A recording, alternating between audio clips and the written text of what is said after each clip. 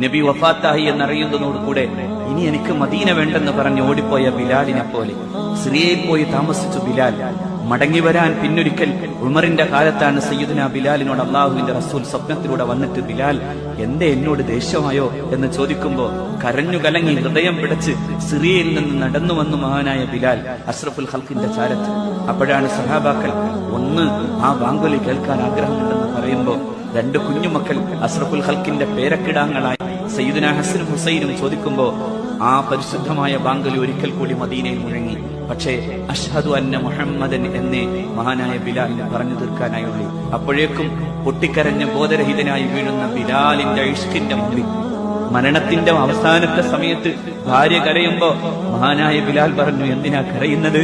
നാളെ ഞാൻ എന്റെ മുഹമ്മദിനെയും അവിടുത്തെ പരിശുദ്ധരായ അനുയായികളെയും കാണാൻ പോകാണ് എന്ന് പറഞ്ഞ സയ്യിദുനാ ബിലാൽ